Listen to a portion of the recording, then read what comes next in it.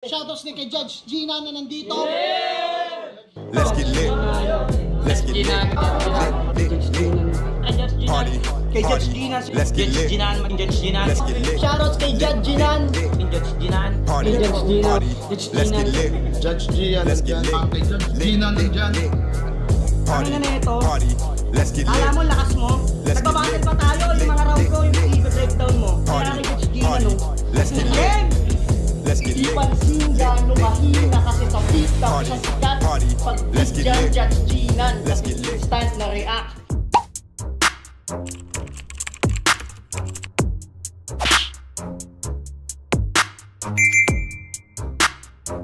In the yeah, put 'em in the yeah, yeah, yeah.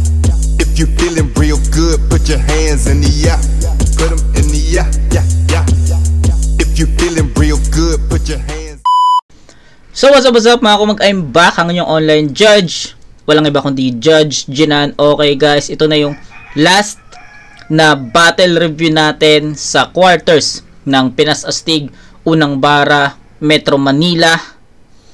Battle ni Jem versus Kenji. Natapos na natin yung tatlo. Sinunod-sunod natin yun.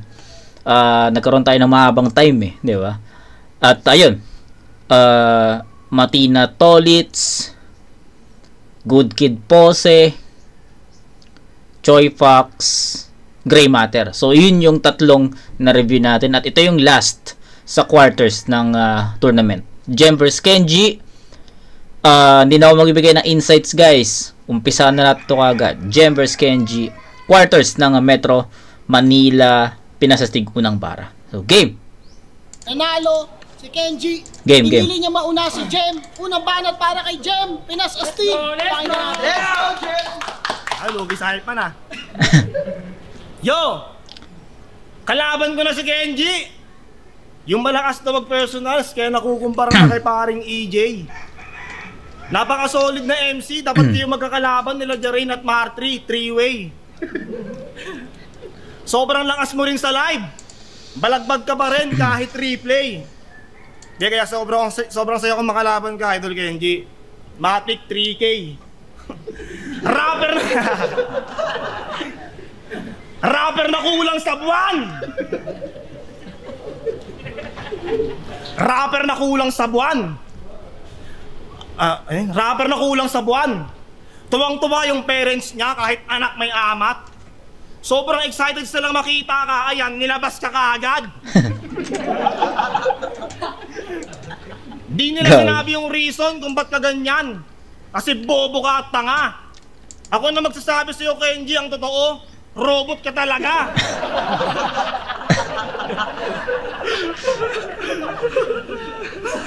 Ang lakas pa ng loob mong sumali sa ganito. Kala mo talaga mga baon pang banatan. Hindi ka pa nga ata nagpaalam sa inyo. Mamaya pag uwi mo, palo ka na naman. Pag nag-bars, grabe yung intensity. Talagang todo, sulit.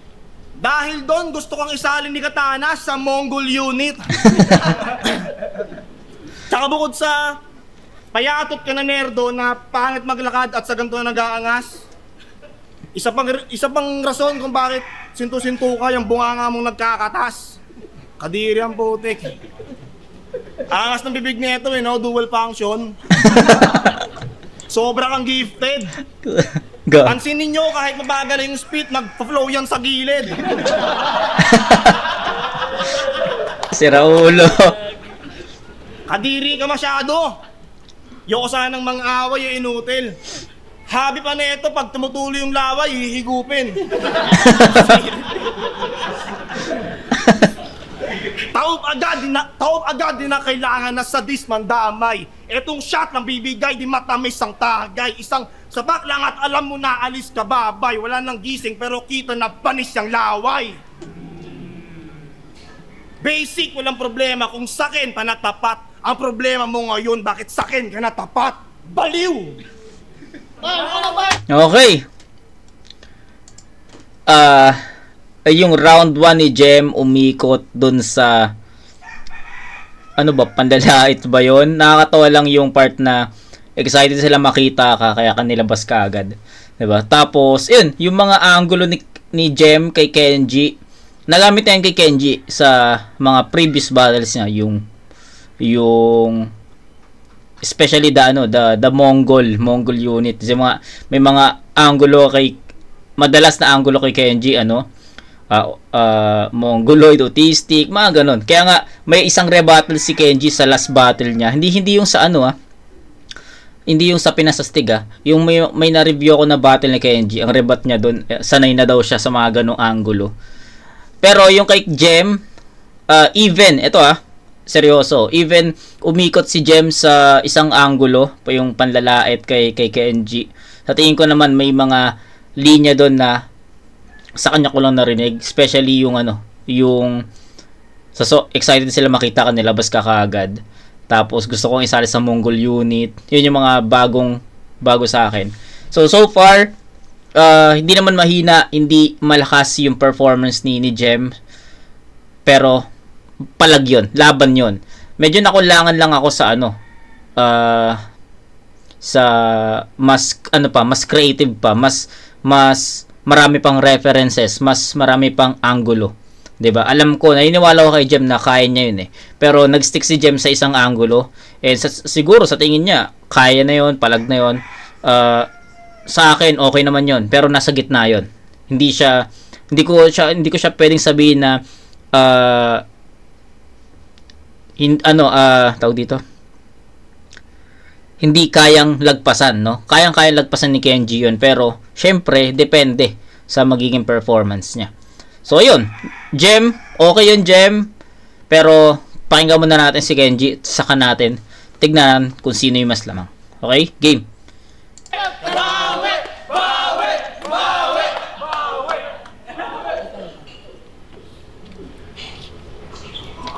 Grabe ang dami sinabi. Napakabobo talaga. Gumamit pa ng joyride ngayon, hindi ka sasaya. Good. Sa akin, birthday gas kasi, pinanood ko ang mga battles mo. Niraray mo pa rin yung bro ko at mo. Tapos yung mga tao, sa multis niya talagang nabibilib. Pestong ko, monaloko. Sa body bag ko isisilid, ililigpit. Hindi ako magtitipid. Inutusan ako ni Foreman. Simile at metaphor mo nagbibigay ng boredom, tol ang weak ng style. Rhymes mo ay di pa matay, walang taglay na skills. Hindi kaya magpakita ng bago. Paano ka naging magaling kung yung tanging inaangkin kayang gawin ng kahit sino?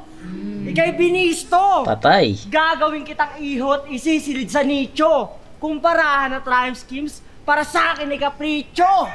Ni hindi mo kaya magpakita ng malupitang pandiinan. Habang ako, kada sumasalang pang championship material. Hindi mahuhulaan mga susunod ko sasabihin. O baka mahina ka talaga, hindi mo na lang aminin. Habang ako, jokes at bars pinaghahalo. Islanta inspire yung signature. Bobong bashman ng motos na tinatalo ng amateur. Kasi kala mo beautiful, mga rhymes at katha na dala. Mas matutulad lang din kay Red, gagawin kitang magsasaka ng gagamba. Talaga bang ganyan ka? Desidido at desperado na manalo? Ikaw tatanungin ko, kung puro parang lang katha niya, miski siya, hindi sigurado. Kasi parang ganyan, parang ganto, lagi mong ginangawa. Eh kung sabihin kong bobo ka talaga, para kang tanga, dapat sa'yo tinataga. Papunta pa lang tayo sa exciting part. Dada pa tayo sa mga susunod na yugto. Makikita niyo siyang iiyak na walang hinto, tapos yung mukha niya mamumugto. Kasi karaniwan lang naman, yung bit-bit mong armas sa engkwentro. Haba ako, pag sinabing duelo, punto per punto at diretso. Round 1 pa lang, pinakita ko na lang, manlait. Yun lang ang kayang gawin ng tangang to. At kung tama man ang aking hula, round 1 pa lang, panalo na ako. Aray! Mas na? Agoy! Kenji yun, men! Ito yung sinasabi ko sa inyo kanina.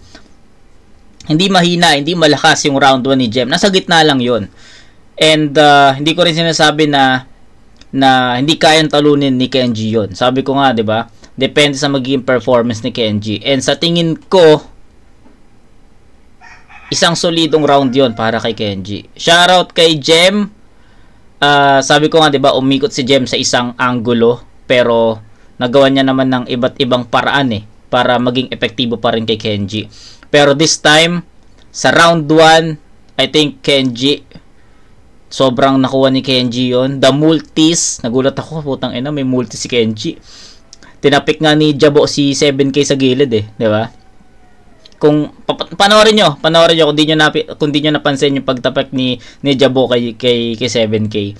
Multis na nagulat ako doon. Solido yon, Kenj. Okay yon. Tapos, yun, yung mga punto niya na batch 1 ng boto sinatalo ng mga amateur.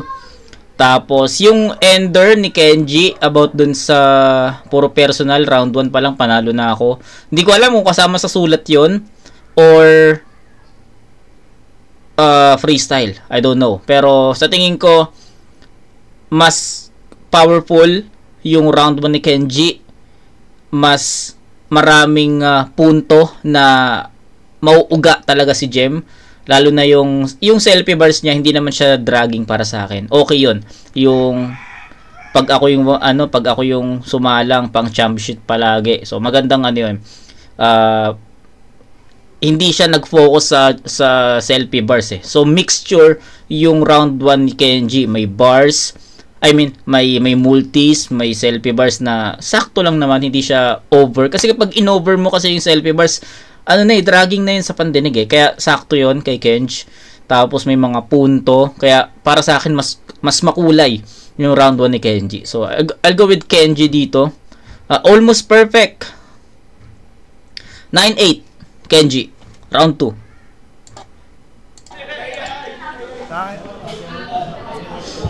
Galing no? Ito lumang ribat. Ang baho ng bunganga mo. Panalo na ako. Binreakdown pa pala ni idagdag ko lang. Binreakdown pa ni Kenji yung kung paano magsulat si Jem, 'di ba? Yung niraray mo yung Moko sa Broso. Ayun, ang ganda ng pagkaka-breakdown niya, ang ganda ng latag ng mga lines. Kaya para sa akin, Kenji 'yun. Malinaw. Lumang ribat. Ang baho ng bunganga mo. Panalo na ako. Ang baho Buyilong mo pa Asa daw? Taon to si ni Foreman. Buti ikaw ay na-hire. Ayun, sabi ni Foreman, labas mo na yung wire. Nakaw ka na naman. Uy, tubig ko yan Lana, may bakterya na yan. Tao mo yan, baho na yan. Hindi. Lagi mong binibida na magti-teacher ka. Di pa nga tapos sa kayabangan, tangay na siya. Kala mo kung sinong sigurado, paano kung bukas, patay ka na. Gogo. Yabang muna bago achievement? Wala naman sanang issue dyan, pero aral-aral ka pa, ending naman, magtutupi ka lang ng tissue sa resto.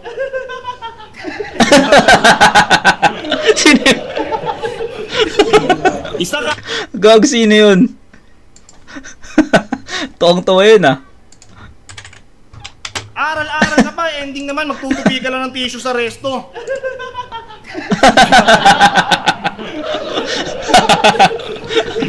Isa kang college student na may tatluhan na lunchbox.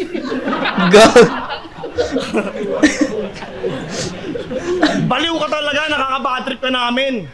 Kagraduate ka na't lahat, nagbabaon ka pa rin ng kanin. Hotdog pa yung ulam. Kinder yarn. Huwag mong i-reason dito na parte, bed. Bonding talaga yung nerdo. Tumanda ka na lang, hayop ka, binabaunan ka pa rin ng sesto. Si imagine, gandang-ganda ng school mo, tapos eto teacher mo. Nakakawalang gana. Eto teacher mo. Nakakawalang gana, di naman sa hater, Pag ako naging estudyante mo, kapababato yung eraser sa'yo. Pag binigyan mo ako ng project, sasakalin kita kahit mag-iiyak ka pa, Brad. Sisiguraduhin kung wala ka pang isang oras sa school, magre-resign ka kaagad. Hoy, Kenneth Francisco! Kung ito'y makabagong balagtasan, ikay manahimik umatras. Ikay manahimik umatras. Walang pupuntahan yung ginagawa mo. Huwag mo nang ipilit umangkas. Di kay MC sa dugo, malamya yung napili na antas. Sayang lang pangalan mong Francisco pagkat di rin balagtas. Balagtas. Pero sa kabila ng kondisyon, sa kabila ng kondisyon, lumalahok pa rin. Umaasa na tatago. So kung respeto ang hangad, wala kang aasahan, boss. Ako na mismo nagsasabi para sa pagtatapos. Wala kaming respeto sa tulad mong naniniwala kay Santa Claus.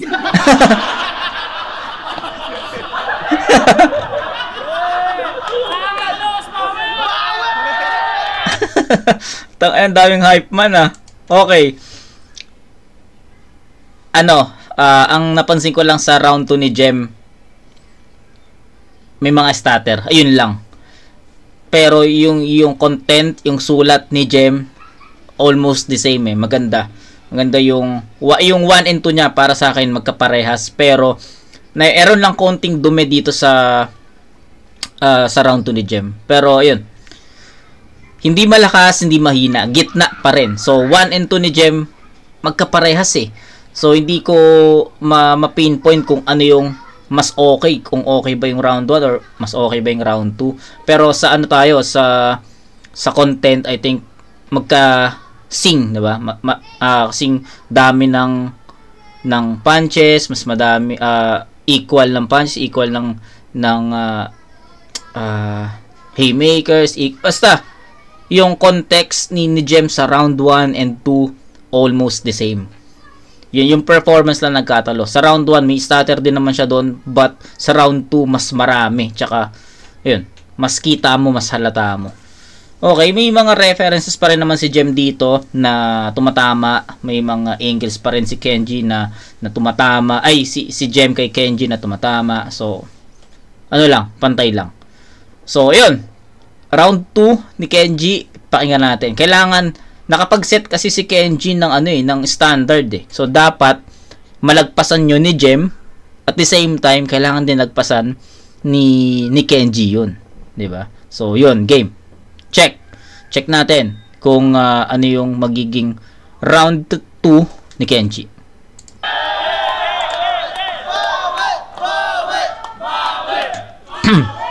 Bias guys. Kawawa na nga eh. Sinasama pa pati yung kurso kong edukasyon. Anong feeling na yung nilalait mo magti-teacher na ngayon? Kalaban ko ngayon, dancerist.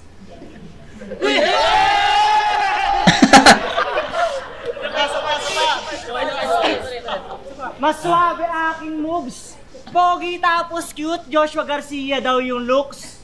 Ang Jem, prestigious. I don't know what reference I will use. Bukod sa pioneer ka ng motos na nilalagay sa novelus. Mabaho yung paa. Merong alipo nga. Joshua Garcia ka, manatili kang delusional. Eliminations pa lang, gigil na ako. Bibigyan ko ng solid at malakasan na kaltok. Bawal damay, bastos, kapansanan. Diyari ka sa Kenji na merong gamot! Tawagin mo ako Minero. Kung Jem ay aking babaon, makikita nyo tong bawal na pwedeng-pwede magkampiyon! Ay! Gusto mo na may simile at metaphor? Labas sa slant terms ko? Lagay ka muna sa paa ng foot powder. Sa boses mo lang naman dinadaan, nag-a-apply na mayroong backer. Magsasemis ka? No. Mahinang pabida. Hampasin ko ng baret tong kaharap, Joshua Garcia! At kung tama kang Minero ko, basic ka lang nadudurugin. Alisin pa o paalisin, mas maganda kung puputulin. Mayabang ka't maangas, o sige ngayon, yung ego mo na asan? Kung ikaw sa 24, aking rounds na parang orasan. Yes. Bars, jokes, multis, slant times, all in sa quarter. Yung dinala ko, complete package. At kung pagtatawan mo ako, immune na ako niyan. Ako yung PWD, ikaw pa yung bibigyan ko ng advantage. Aray! Round 1 Kill. pa lang, Jem. Tapos nga, round 1 pa lang, Round 1 pa lang, masakto yung Jem. Tapos ngayong round 2, nagpapanggap na matalino. Hindi ka gwapo tol, mukha ka naligo na maligno. Kasi nga si Jem ka lang, madali ka lang matunaw. Sa semis, wag yun hanapin tong sumasayaw na bakulaw. Wala, tol. Sorry kay Jem. Jem, sorry. Pero, napalaban ka ata kay Kenji dito. Tanginang yan. Ito na ata yung pinakamalakas na Kenji na review ko. Diba? Mas malakas pa yung round 2 ni Kenji sa round 1 niya. Yung round 1, sabi ko almost perfect. Kaya binigyan ko ng 9-8 yun. Yung round 2, bigyan natin ng 10 points si Kenji dito, man. Deserve ni Kenji yung perfect na score. Regardless sa mga hype man, Jabok, Asper, shoutout sa inyo. Hype kayo. Sobrang hype nyo. Sila 7K, sila Calix.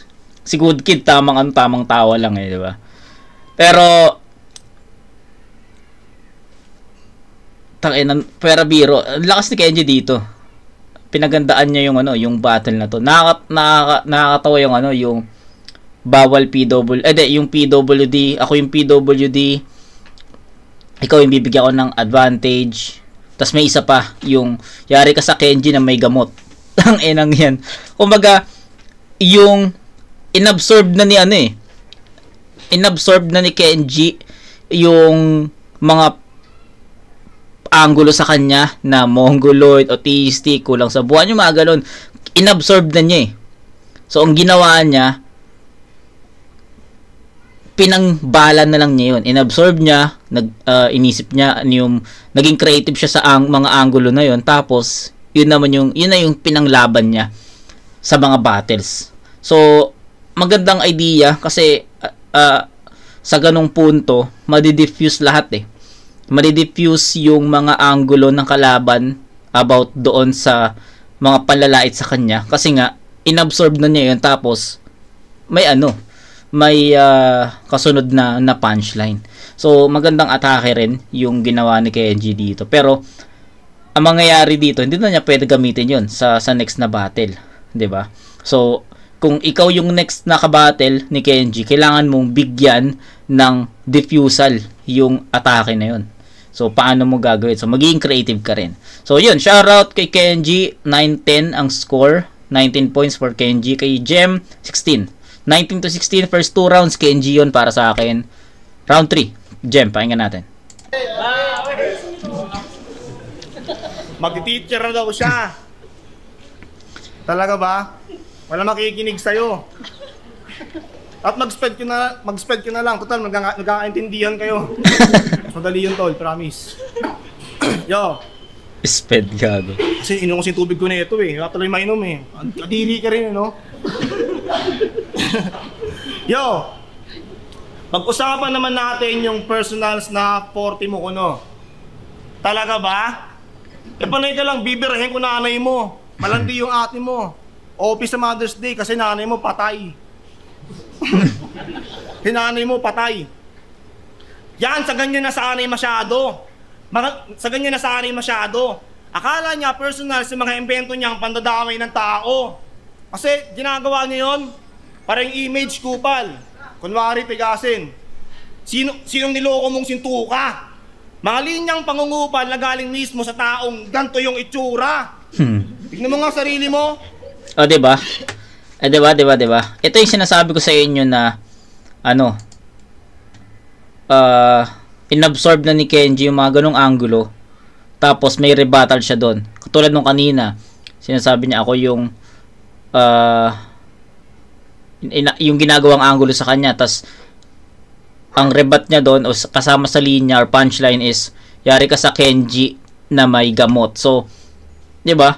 Ang sobrang diffusal nun sa lahat ng angulo na paparating. 'Di ba? Yeah, tulad nito, may personal si Jem. Ineffective na 'yun para sa akin kasi nasabi na yun ni Kenji eh. Sa akin lang naman, sa opinion ko lang. So, depende 'yun sa preference nyo kung paano nyo tinignan. Kasi para sa akin, ineffective na yung ganitong angulo ni Jem. 'Yon. Sa taong ganto yung itsura. Tignan mo nga sarili mo. Payatot na nakasalamin na mukhang mabait, tapos di papalag. Wala man lang ni konting swag, mukhang sa cartoons pa nagbababad. Mukhang sa cartoons pa nagbababad. Kaya madali lang tong bulihin, pero wag niyong iisipin. Kaya madali lang tong bulihin, pero wag niyong iisipin na madali lang tong nalabanan. Pagkat kasalanan niya naman. Kasi paano ka makikipag-angasan kung ikaw mismo wala kang aangas sa katawan? Wala kang aangas sa katawan kasi hindi personals, yung basta pagbanggit ng kamag-anak, dapat manahimik tong abno. Tsaka hindi ka convincing magsalita para sabihin ko ka sa'yo. Ay, nabubultuloy ako eh. Hindi ka convincing magsalita para sabihin ko sa'yo. Kung sino bang ko lang, siya pang mahilig sa ganon. Kailangan lang mapalo nitong bata para magtigil sa laro. At kahit anong gawin, alam nyo namang, ay, nakawala tuloy ako. Huwag mong titigan, pre. Bakit mo kami? At kahit anong gawin, alam nyo namang wala namang mangyayari, wala namang magbabago pa sa kanya. Kahit mag-rap pa araw-araw, hoy, masyado kang malamya. Sumigaw-sigaw ka man sa kada laban, lahat ng tao ay alam na kahit kailan di kayang itago ng battle rap kung gaano ka kalampa. Kaya bilang kung ako sa'yo, baguhin mo yung estilo mo para di ka mo kong tukmol. Yung mga tulad mong PWD, dapat mag-member na lang sa Akay, lumapit ka kay Idol Sol. Tsaka yung mga invento mong personals, ako na nagsasabi ang wak nung tol. Kabilang payo sa next battle mo, gumawa ka na ng wordplay sa flood control. So okay pa yun. Time. Worst round ni Jem. Hindi na siya nakabawi doon sa mga starter niya. Kita niyo naman, 'di ba? Yung mga starter ni Jem litaw. Tsaka naka-apekto talaga yun sa performance niya. Okay, Kenji. Nag-joke!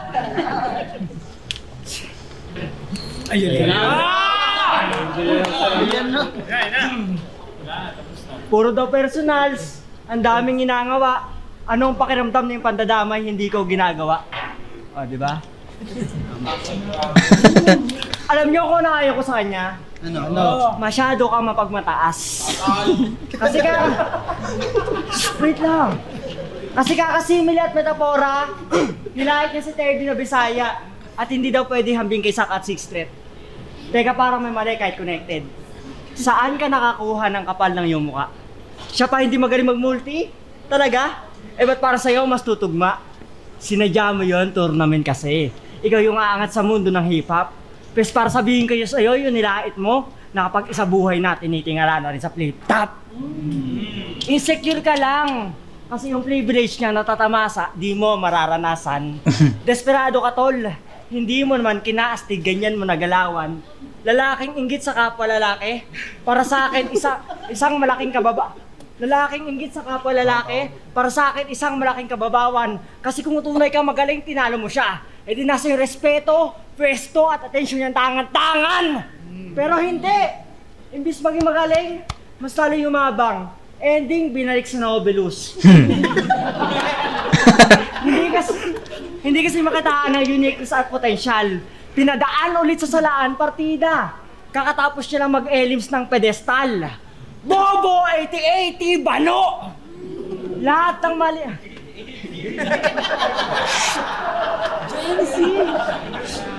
Lahat ng illiterate at pwede na words applicable sa'yo. Buti pa trangkaso nagagamot, hindi yung pagiging tanga mo. Pabida, pasikat, masyadong nag-iinaso. Hindi ko na kailangan madamay pa. Para lang saktan ko to. Kasi hindi ka naman talaga pang championship. Hindi rin ikaw yung batang inaasahan sa dulo. Babali ako ng prinsipyo. Kasi kung ikaw yung magti-champion para sa aming mga kapwa mo MC, malaking insulto. Kasi payag kayo, champion nyo to. Wala man lang signature lines. And there's trademarks. Trademarks! Na pwedeng pampukaw at pang silaw. Payag kayo, champion nyo si Jem. Wala mong sasabing, uy, estilo yun ni Jem. Ang maglalantad ng personalidad ng tunay na ikaw. Pero may suggestion ako. Doon ka sa Gedli, ako na bahala umentra. Makikilala ka bilang mamaya si Jem. Bobong mayabang na hindi makakapag-semis, tatalunin pa ni Kenji. Jem, binadibag ng birador ng nobeleta. Alam ko namang malakas ka. Ang kaso nga lang matindi na yung pinakawalan kong riot. Kaya sa sunugan to ganapin, papapulahin ko lang yung chocolate kong bato. Hanggat buhay ako sa tournament, ako magsisilbing tinik at pinakamalaking yung dagok. Kasi pagdating na semi-finals, talented din papasok!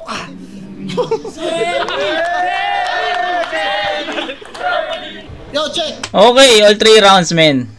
Sorry kay Jem. Pero Kenji yun. Kitang-kita naman, no?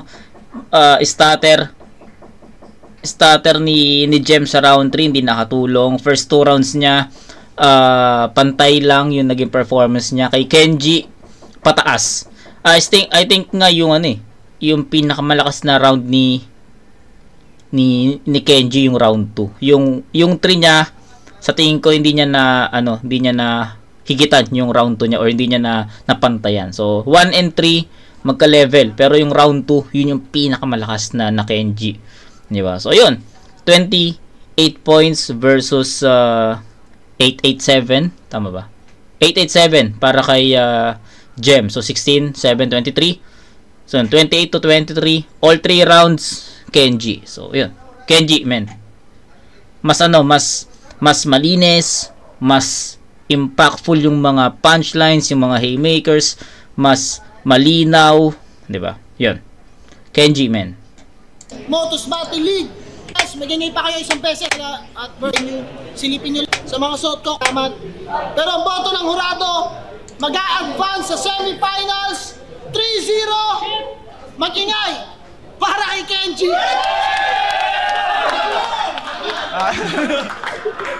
Di ba, Kenji yun? All 3 rounds talaga. Yan, salamat, Phil. Love you, yun lang. Tsaka sa mga tropa Solar Boys, Team San Juan Dos, kay Jem. Yo, yan siya na sa round 3. Yo, shoutout ko lang. Hindi ka ako lang sumulat kasi. Shoutout ko lang. Siyempre TBS 3, shoutout sa Maya Hood, Velasquez Pride, kila GD, kila Maki G. Sa mga work ko, kay Rolando Bugyak, Amiel Washilay, kay Kalbo, Bata, kay Bogs, kay Ronil, Dabalkiman, Tarugo, kay Sherwin, tapos kay Boss Leo. Wala na pala to. Okay, so that's it. Yun lang muna sa ngayon. Mamaya ulit, siguro. Pero nakakagulat yung performance ni Kenji dito. So yan, shout out and good luck sa semis. Alam ko na sa finals na yung Metro Manila pinasastigo ng bara, which is Choi Fox versus Good Kid sa finals. Ang tanong lang, sino yung kalaban ni Kenji sa semis? Pero I think si Choi Fox 'di ba? Pero tignan natin, sana ma-upload na kagad at mapanood na rin natin 'yan. Yun lang. Tapos na natin yung tournament and balik tayo sa mga non-tournament battle. Pero may napupusuan na akong reviewin. Yun yung Joss vs Casper. Isang magandang laban yun. So kita-kits tayo doon, mga kumag. Peace out.